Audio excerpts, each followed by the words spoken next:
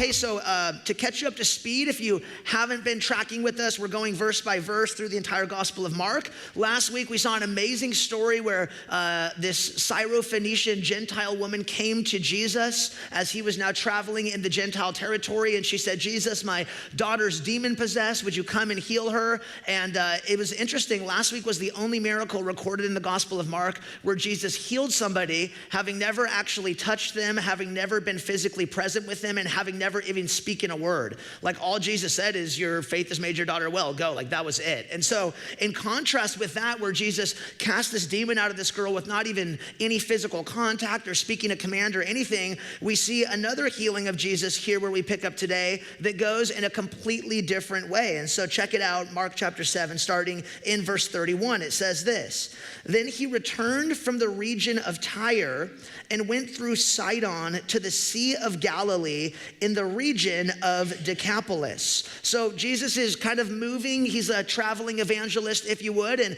he moves from the region of Tyre into the region of the Decapolis. And Decapolis, Deca means 10, polis means city. All Decapolis means is a region of 10 cities. And this particular region where Jesus was doing ministry was primarily Gentile. This was not the Jewish people. This was not the nation of Israel. These were more Gentiles. And this is not the first time in the ministry of Jesus where he's been in Decapolis. If you've tracked with us in the Gospel of Mark, you may remember the story in Mark chapter 5 where Jesus got off the boat in the graveyard and this man named Legion came and approached him, and Legion had thousands of demons, and Jesus cast them out into the pigs, and the pigs went skydiving off the cliff, which was super cool. Can't wait to watch that on replay in heaven. But that story with Legion, where Jesus cast the demons out of him, that was in Decapolis as well. And if you remember at the end of that story, Jesus told Legion, he said, go and tell everybody what I've done for you. And in Mark 5 verse 20, it says that he, Legion, went away and began to proclaim in the Decapolis how much Jesus had done for him, and everyone marveled. So this man Legion had went throughout that region telling everybody, look what God's done for me. God has healed me. And everybody marveled that Jesus was able to have authority over these demons. And so now Jesus is returning to Decapolis for the second time, if you will, and he's returning and everybody was ready to meet him, because Legion was obedient and went and told everybody. And so now everybody's heard about Jesus, and now that he's back, everybody's excited and wants to get a little piece of Jesus. So verse 32 says, and they brought to him a man who was deaf and had a speech impediment, and they begged him to lay his hands on him. So as word is already spread throughout the Decapolis about Jesus' power, people hear of him. There was a particular man who was completely deaf and had a speech impediment, was not really able to speak very clearly. And it says that his friends had brought him to Jesus, that a group of people had actually brought him to Jesus. And the interesting thing is, it says in verse 32, it says that they begged him to lay his hands on him. And the cool thing about this is, because this man was deaf and because he had a speech impediment and wasn't able to ask Jesus for his own healing,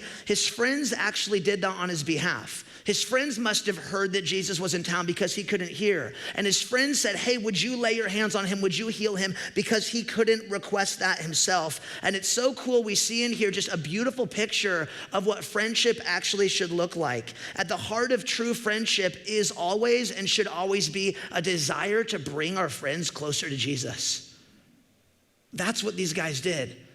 He couldn't hear about Jesus, and so they brought him. He couldn't request, Jesus, will you heal me? And so they requested on his behalf. And this is the biblical model of what friendship should look like. We all have different circles of influence and different friendships. And the purpose for those, the reason God's placed you in these people's lives, is to bring them to Jesus. A lot of you guys are here today, and you wouldn't be here if it wasn't for a friend who brought you.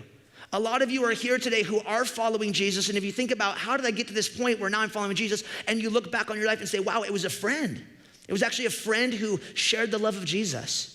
It was a friend who brought me to Jesus. It was a friend who shared what Jesus had done in their life. And you're here because of that. A lot of our stories are woven together in that same way. And so this is something that I want to encourage us in, just to realize that the circle of friends that God's given you, God's placed you there so that you can be a true friend. And a true friend cares about the soul of their other friend more than anything else. And really, to be this type of friend, it requires two things. To be a true friend who brings people to Jesus, it requires, number one, compassion.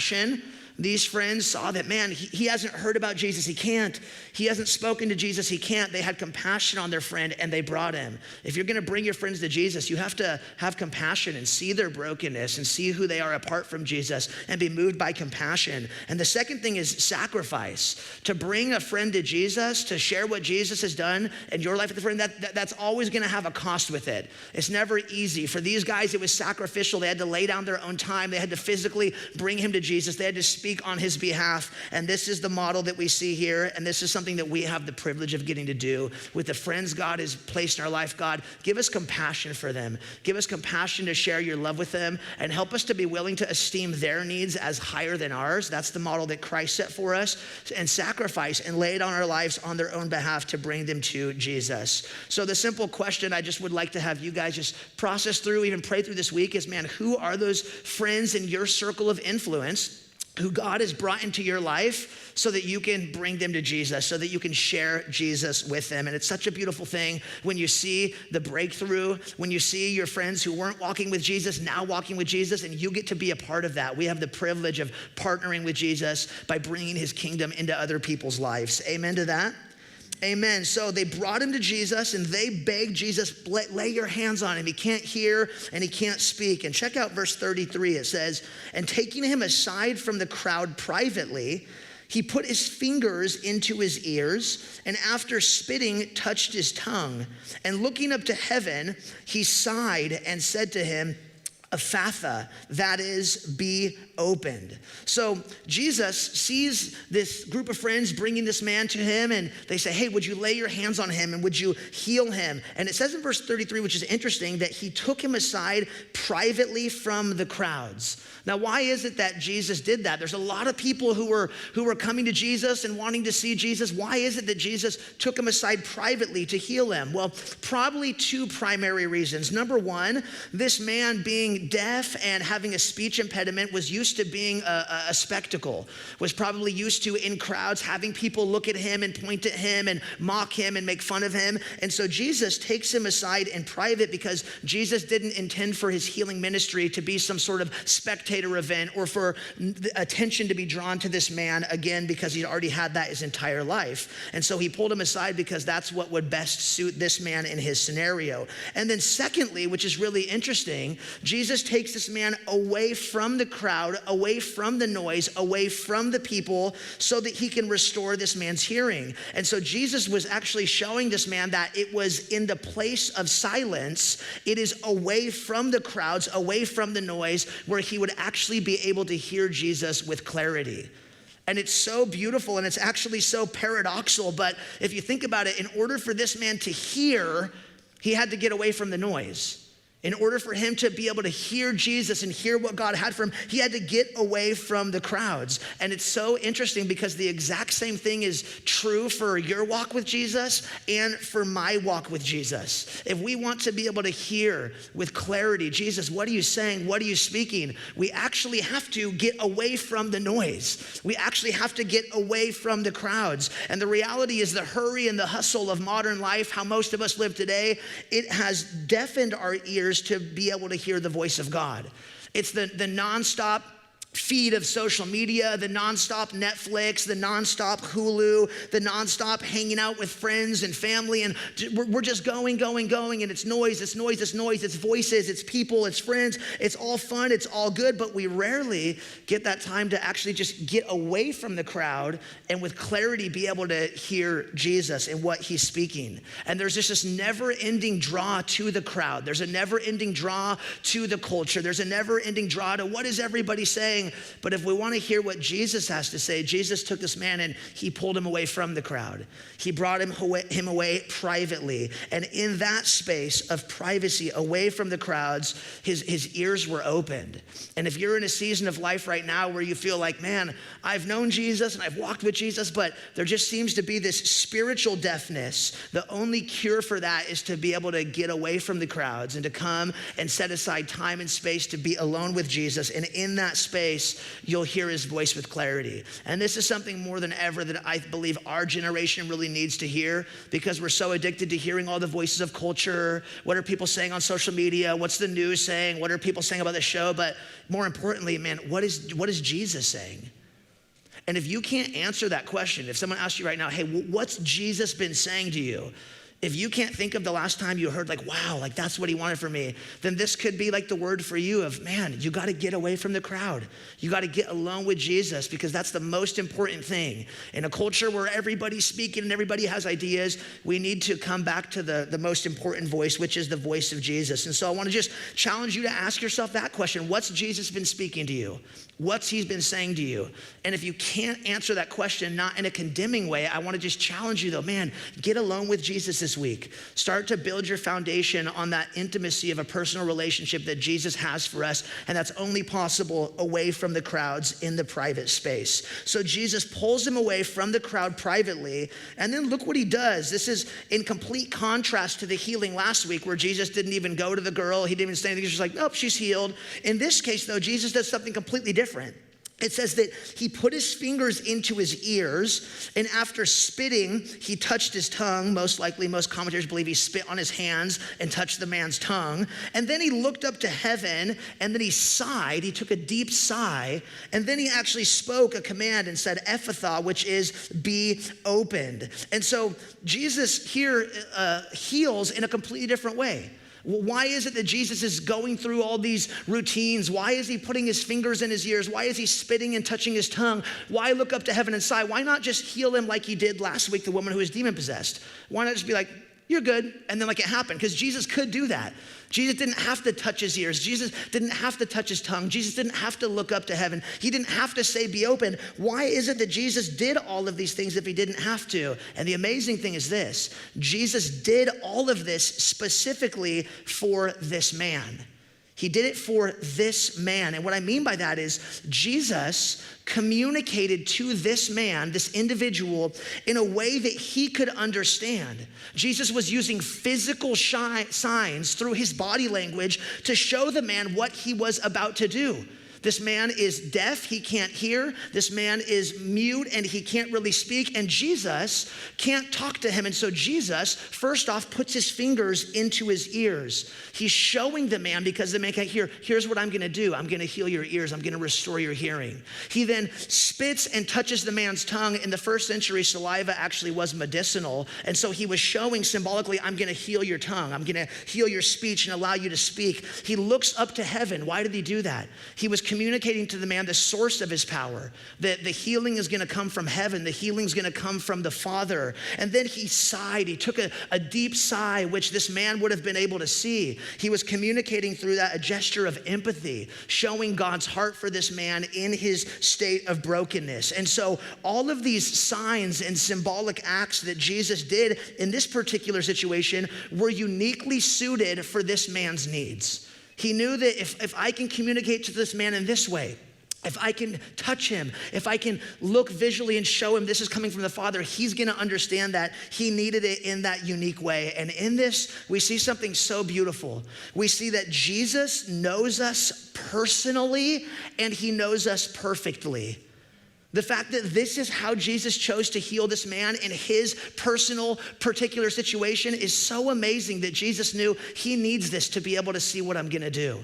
I need to communicate to him in a different way than I need to communicate to the mom whose daughter was demon possessed. Jesus knows you perfectly and personally. It's so amazing that this man couldn't hear, but he could see. And so Jesus spoke to him using body language. This man couldn't speak, but he could feel. And so Jesus physically touched him and laid hands on him. And when you look at the life of Jesus, Jesus always adjusted the way that he ministered to people to meet the specific needs of the individual. That's why there is no one size fits all for healing. If you look at the life of Jesus, it's different every single time. And Jesus does that intentionally to cater to the needs of each individual. He knows what they need. He knows how they're gonna receive God's love. He knows how he can demonstrate compassion for them. And this is so beautiful because just as Jesus does this in this man's life, Jesus knows us so perfectly and so personally that Jesus can do the same in our life. Jesus knows how you're gonna hear from him. Jesus knows what's gonna get you to respond. Jesus knows how you feel his love and how you feel his touch and how you feel his compassion. And he knows how to speak to you right where you are. He knows that. And this is just so incredible that Jesus isn't just the Savior of the world, but he's actually a very personal Savior. And it's amazing that when Jesus went to the cross, he did that for the sins of the world, but he did that for all of us on an individual level. When Jesus was on the cross, he knew you individually. He knew the sins that you would commit personally, and he went to the cross for you so that he could have a relationship with you. It's mind-blowing that God is so big, and yet he wants a personal relationship with each one of us, and he knows us personally and perfectly. The psalmist wrote this in Psalm 139. He was marveling at this concept that, wow, Jesus knows me so personally. He said, "Oh Lord, you have searched me and known me. You know when I sit down and when I rise up. You discern my thoughts from afar. You search out my path and my lying down, and you are acquainted with all my ways." That is the perfect knowledge of God. And that's the knowledge that God has of you personally. And that brings so much hope and so much comfort because all of us have a different story. All of us are in a different space in life. All of us are wrestling with and processing through different things. But Jesus, because he knows you perfectly and personally, he knows how to meet you where you're at. He knows how to speak where you're at. And you may have this happen where it may be on a Sunday. This happened last week. My cousin Mariah was like, "I came to church and I felt like you were speaking exactly to me." And I was like, that's God. He does that. Like he could speak to you directly. Everybody could leave today with something different, and that's because that's God. That's how his word works. He knows what you need. He knows what you're going through. He knows you in a personal way that he speaks to us personally. Isn't that incredible? So Jesus knows us personally and perfectly. And then also in light of that, this is important for us to get. Every person will encounter and experience Jesus in different ways. So because God knows you personally, this man God knew personally, this man's experience with Jesus, what Jesus did for him, Jesus never did for another single person the rest of his ministry on earth. And so because God knows us individually and speaks to us in the way that we need, every single person will encounter and experience Jesus in different ways. And this is so beautiful to understand because it means there's not any single person who has a monopoly on what an experience with Jesus looks like. There's not a single person who has seen every single side of Jesus and encountered him in every single way. Jesus is so multifaceted and multidimensional that there's not any single one of us who's ever gonna see the full story until we get to heaven. There's not any single one of us who's gonna have a complete, perfect experience this side of heaven. Jesus moves in different people's lives in different ways. You have experienced Jesus in ways, and you know things about Jesus that he's done and spoken to you personally that I'll never know. I'll never have that same experience. And I've experienced Jesus in ways that you guys will never know because Jesus has given me a personal experience and met me exactly where I'm at. And this is so amazing that this is how God moves and that this is how God works, that he knows us so personally. He gives us all a very personal, intimate experience and relationship with him. And because God's made us this way, because we're all so unique as individuals, Genesis 1 says we're all created in the image of God, but we're all different, we're all unique. And because of this, we will all encounter God in different and unique ways. And this is really important to understand because if you don't understand this, you will try to force your experience of Jesus on other people. But other people may be wired a different way. They may experience and encounter God in different ways. And so there's something I want to share with you guys that I learned in my spiritual formation class. It's called spiritual temperaments. And what spiritual temperaments are, it's I guess kind of like the Enneagram or something of like Christianity. It's ways that God has uniquely made us that we encounter God based off of how he knows he already created us. And our spiritual temperaments will influence the way that we encounter God and the way that we experience God. And so I want to walk through a few of these with you guys. The first one is what is called the naturalist. And we're going to put these up on the screen. If you're a note taker, these things might be good to write down. The naturalist. A naturalist is someone who encounters God through experiencing him in nature and creation. You might be this person, or you might know this person. This is one of my spiritual temperaments. I was driving down the freeway a couple years ago, and a bald eagle just flew over the freeway, and I just started weeping. I was like, an eagle, wow, that's God's creation.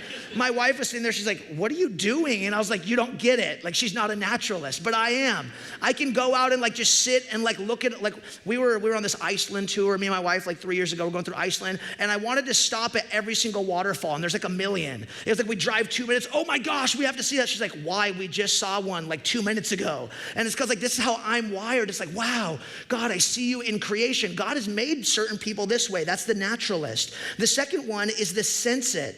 A sensate is someone who encounters God through the senses. It could be visually, the arts and sounds and taste, and that's probably what this guy was, because a lot of his senses had been, he hadn't got to use them for so long. But this is people who, maybe you like the story because, wow, at worship, there's these lights and there's things going on and the music's so loud. Some people, that's the way that they experience God and encounter God. Other people are like, I don't need that.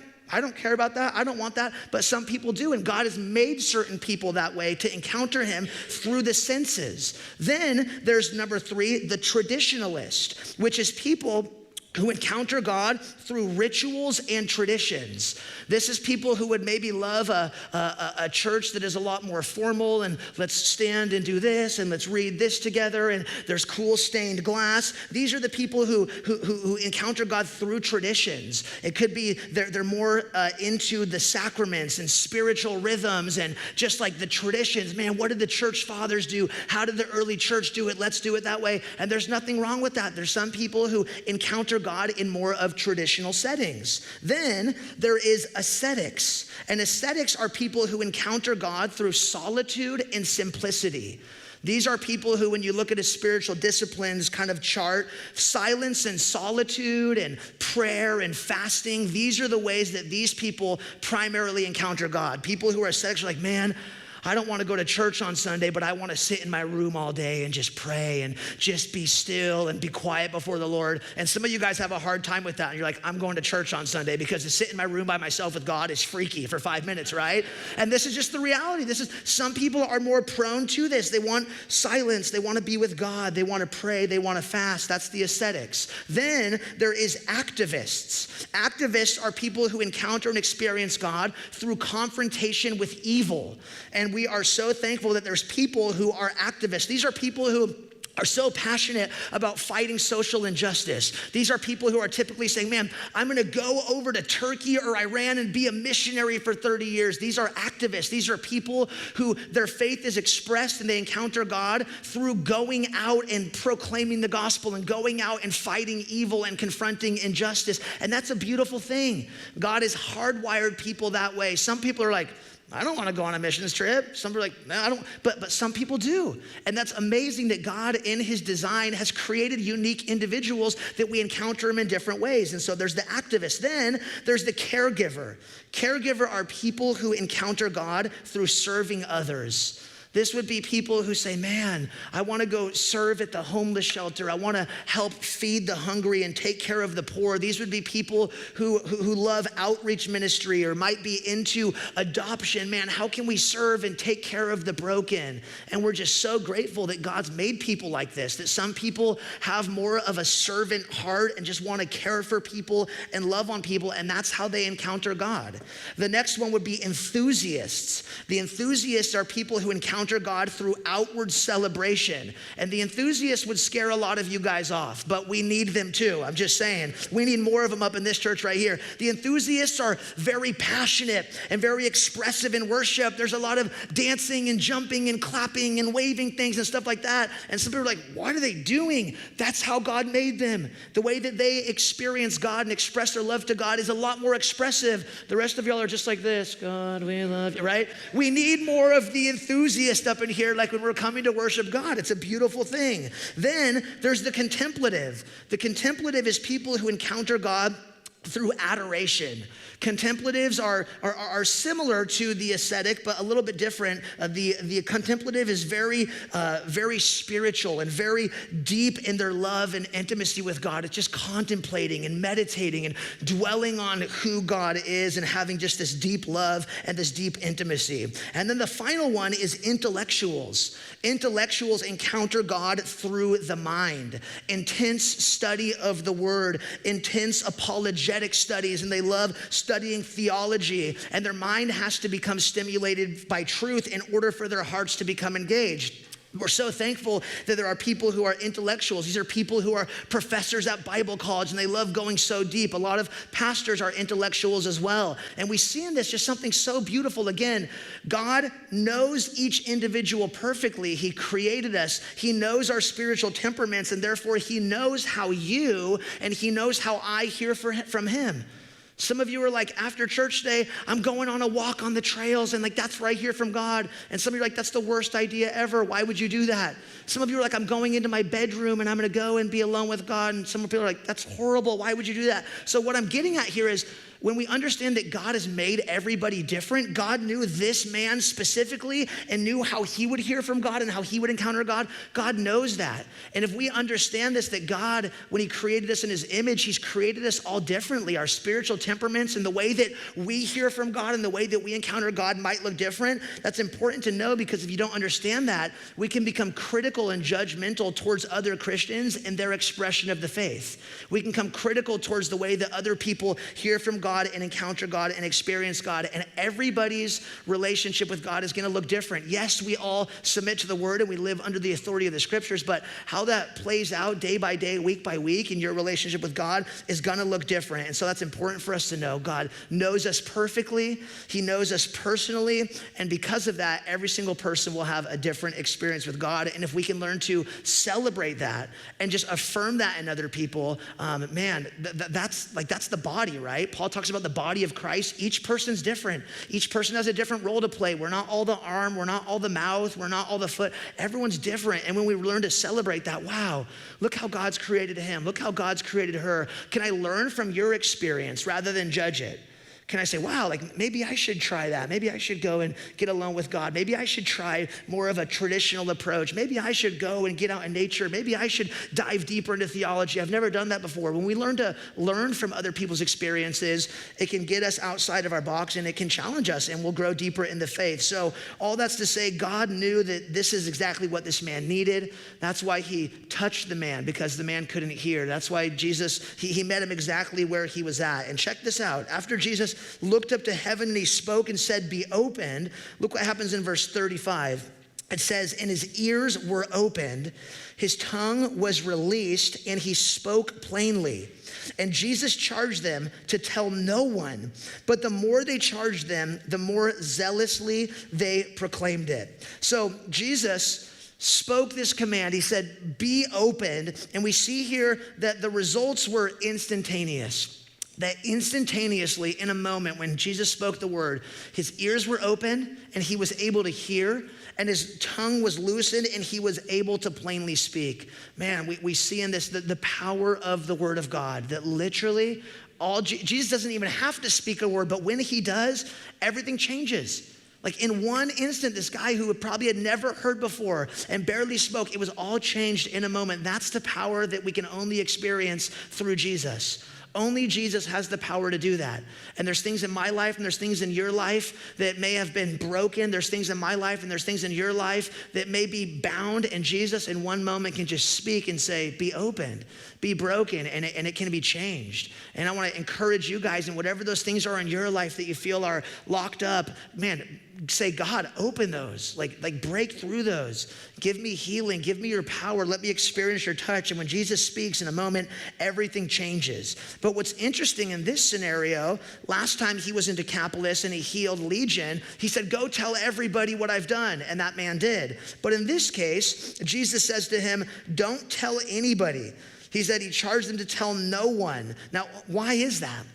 Why is it that now Jesus is saying, keep silent, don't tell anybody? Well, at this point in Jesus' ministry, Jesus told him not to tell anybody because Jesus didn't want people just coming to him to see miracles performed. This was kind of becoming like the MO. People were coming to Jesus to see a sign or to see some sort of miracle. And Jesus realized that this could become a hindrance to his primary mission, ministry, and message, which was to proclaim the gospel of the kingdom. Jesus' primary mission, primary focus is to proclaim the gospel of the kingdom. And if people were coming just to be healed, it would deteriorate or it would detract people from what he actually wanted to do, which was to share with them the good news of the kingdom. And so all physical healings, this one included, they were just temporary. All physical healings Jesus performed in the Gospels, they were always temporary, but Jesus came to do something greater than the temporary. Jesus came to give us something eternal. He came ultimately to proclaim the gospel, which would heal and restore our relationship with the Father. And so while that's awesome and great that this man was physically healed, the more important healing is the spiritual healing. And that's why Jesus said, don't tell anybody. He didn't want people just coming and saying, hey, heal me physically. He wanted them to come to see that what Jesus truly offered was something eternal. It was a relationship with the Father. It was a reconciliation between our broken relationship with him. And so often I find in my life, and you may find this as well, that we come to Jesus and sell ourselves short of what he actually wants to give us. What Jesus actually wants to give us is a deeper relationship with the Father. What Jesus actually wants to give us is restoration and deeper intimacy with himself. But so often we come just for the quick fix. So often we come and we just ask for the temporary. And then when we get what we asked for, we're like, okay, thanks God, see ya, I'm gone. And we're missing out on what Jesus actually wants to give us. That's amazing that he hears our prayers and that he answers our prayers and that he wants to give us good things as a good father. But if all I come to God for is the temporary things, I'm missing out on why God actually came for me. You're missing out on why God actually came for you. If your relationship with Jesus is just, Jesus, can you give me this? Can you fix these problems? My girlfriend broke up with me. I can't pay rent. All these temporary things. Like Jesus will meet you in that space and he delights to do that. But what he wants for you is something so much deeper. What he wants to give you isn't just helping you get rent or helping you get your girlfriend back, or maybe you shouldn't be with her, I don't know. What he wants to give you is a deeper, fuller understanding of what a relationship with the Father looks like. And so that's essentially why Jesus said, don't go out and tell everybody, because at this point in Jesus' ministry, so many people were just coming to be healed, and Jesus wanted to heal their relationship with the Father primarily. Now, what's interesting is that Jesus tells them that. He says, hey, don't go tell anybody, remain silent about this, but this command actually fell on deaf ears, which is really interesting.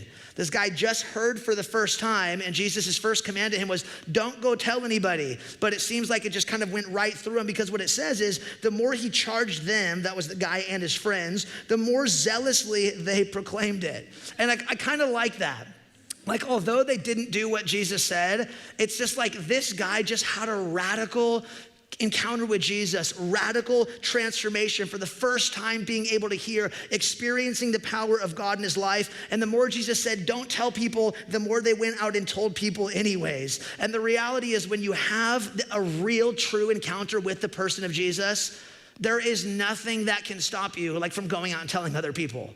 Like, some of you guys, maybe you can remember like the moment that you like understood the gospel and believed or got baptized. And like when you're experiencing Jesus' presence in your life, you actually can't contain it. You can't keep it to yourself.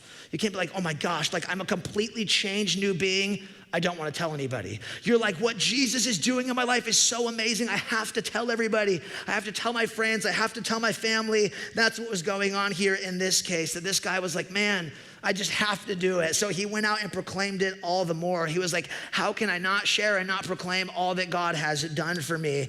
And that's, I think, the same mindset that we should have. God, what are you doing in my life that I can go out and tell other people to? What are you doing? What are you doing in my story? What are you teaching me? What are you showing me? How have I experienced your power? And I just want to give that to other people. It's not just for me. Your story isn't just for you. Your life and what God's done in your story is for other people to give it out. And so I think we should be like this man and be a little bit rebellious and go out and tell people what Jesus has done in our life. So the more Jesus said don't, the more they went out and did it. And then verse 37, we close with this. It says, and they, that is all the people they were telling, They were astonished beyond measure, saying, "He has done all things well. He even makes the deaf hear and the mute speak."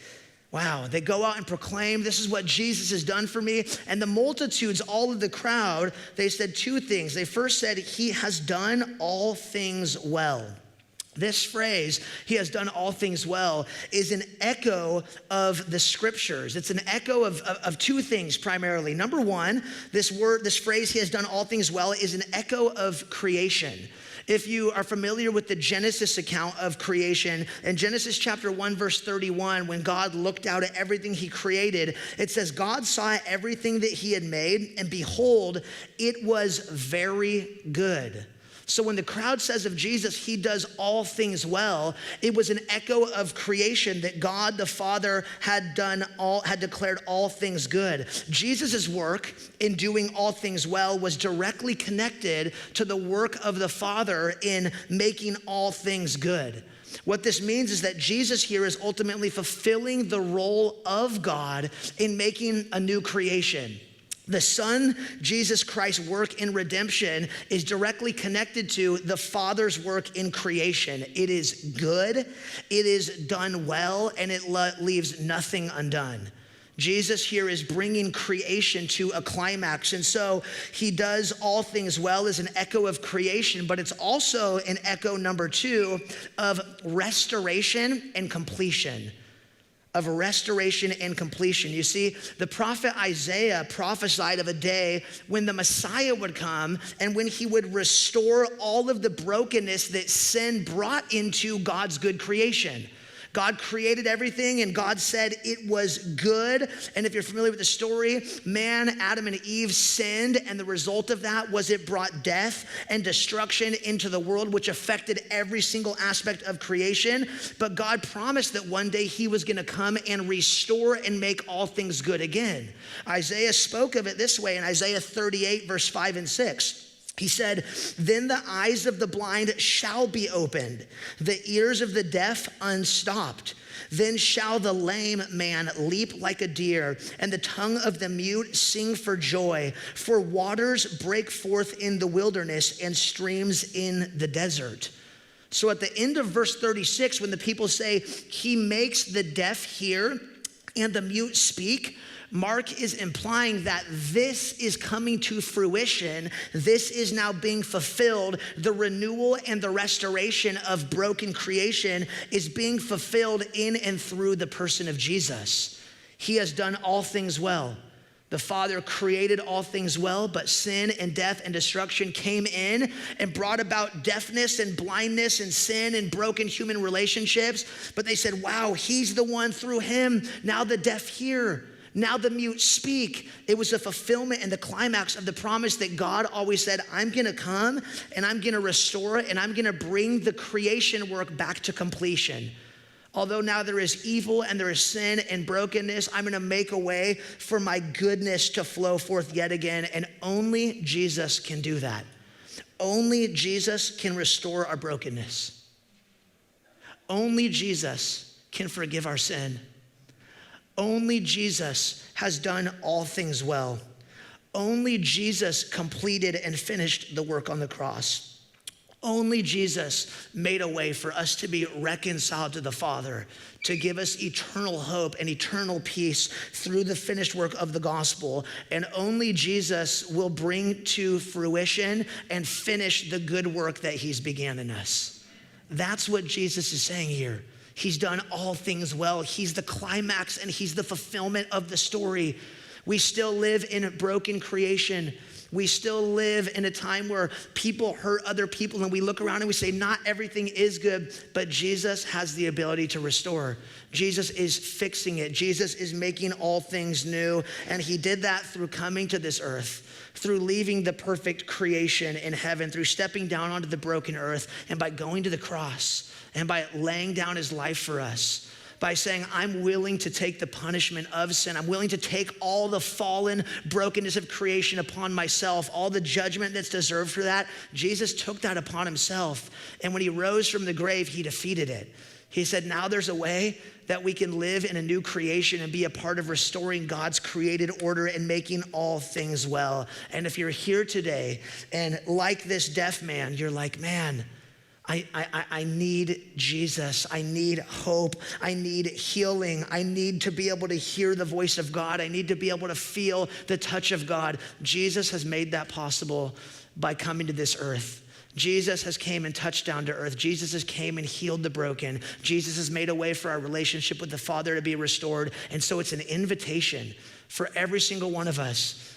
Jesus invites us to come into his presence. Jesus invites us to come to him. And the amazing thing is, he's not shocked or surprised by anything that you bring to him, because he already knows you perfectly and he knows you individually. And when you come to him, he just meets you right where you're at. And the touch that you feel is exactly the touch that you need. And his voice that you hear is exactly what you need. And so today, it's an open invitation that Jesus extends to each one of us to come to him and to come into his presence and to experience the love that he has for us and to experience the grace and the forgiveness and the mercy and the goodness that he has for us. And so my prayer and my hope, my heart is that today, each one of us would take Jesus up on that again, saying, Jesus, open my ears again to hear you in a fresh way. Jesus, let me feel your touch again today in a fresh way. Jesus, heal my brokenness again today in a fresh way. Jesus, I trust you and turn from my sin again today in a fresh way. And day by day as we do that, we'll experience and encounter God's goodness in our life and see that he truly does all things well. Amen.